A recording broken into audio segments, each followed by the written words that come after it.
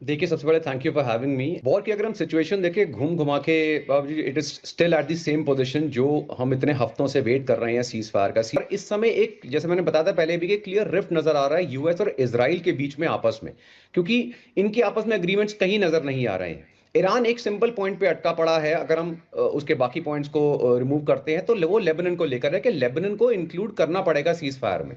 लेकिन यहां पर उनके इसराइल के कंटिन्यूअस स्ट्राइक्स हो रहे हैं लेबनान के ऊपर, और उधर से लेबनान जो है वो भी कंटिन्यूअसली अब स्ट्राइक बैक कर रहा है इजरायली सिटीज के ऊपर। हॉर्मूज की अगर हम बात कर रहे हैं तो हॉर्मूज अगर वो खोलेंगे तो ईरान की सिंपल सी कंडीशन है कि आप मेरे पे सैंक्शंस इमीडिएटली रिमूव करिए, लॉन्ग टर्म के लिए मुझे श्योरिटी दीजिए, और न्यूक्लियर प्रोग्राम का जो पॉइंट है वो नहीं आना चाहिए। और यहां पर जो प्रेसिडेंट ट्रंप है वो एग्री करने के लिए तैयार नहीं है, और इसराइल तो कहीं से भी तैयार नहीं है, क्योंकि इसराइल का तो पहला क्वेश्चन ही आता है कि ना तो मैं लेबनान पे अटैक्स रोकूंगा और न्यूक्लियर के किसी भी पॉइंट के ऊपर मैं एग्री नहीं करूंगा। अगर हम वेपन्स की बात करते हैं, देखिए अभी सबसे चीज आती है कि जो ईरान है उसके पास वेपन की जो स्टॉक पाइल है, इसको ऑलरेडी यूएस और इसराइल ने काफी अंडर एस्टिमेट किया था जब ये वॉर स्टार्ट भी हुई थी, क्योंकि जिस तरह से डिसेंट्रलाइज कमांड के बेस पर ईरान आईआरजीसी काम कर रही है, उसी तरह से इनकी जो ड्रोन की मैन्युफैक्चरिंग है वो भी डिसेंट्रलाइज तरीके से ही होती है। और अलग अलग जगह से पार्ट्स आते हैं जहां पर चाइना एक बहुत बड़ा रोल प्ले करता है, जिसकी तरफ से कंटिन्यूस सप्लाई चल रहा है।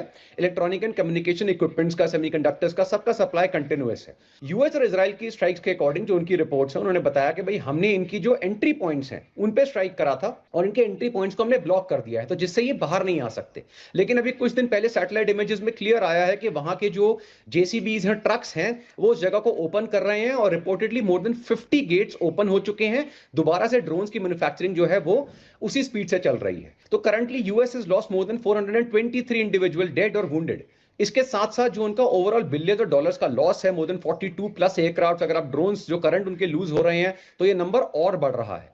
और जो टोमाहॉक की कॉस्ट, जिस तरह हमने पहले भी देखा था कि मेन प्रॉब्लम आ रही है, जो फाइनेंशियल डिफरेंस आ रहा है in terms of weapons used, जहां ड्रोन 30 से $40,000 का है, वहां पर एक टोमाहॉक मिसाइल $2 मिलियन की है।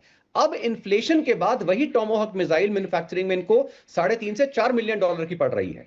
तो ये कह रहे हैं कि ओवरऑल लॉन्ग टर्म में जिस तरह से स्टॉक पाइल बहुत बुरी तरह डेप्रिशिएट हुआ है, तभी आपने देखा कि यूएस ने यूक्रेन से भी एक स्टेप पीछे ले लिया, तो उनका जो स्टॉक पाइल है वो डेप्रिशिएट हो रहा है। अगर यूएस जैसी कंट्री का स्टॉक पाइल इतनी तेजी से डेप्रिशिएट होता है तो चलिए फाइनेंशियली तो हिट होगा, लेकिन जो उनके मेजर एडवर्सरीज हैं, चाइना है, रशिया है, पूरे वर्ल्ड में, उनकी अगेंस्ट वो लोअर स्टॉक पाइल मेंटेन करने का खतरा नहीं ले सकता। लेकिन ईरान के लिए शुरू से ही सर्वाइवल की स्थिति है ये। लेकिन यूएस के लिए अब ये स्थिति इन्फ्लेशन की, lower stock pile of weapons की, ओवरऑल कॉस्ट की, ये बढ़ती जा रही है।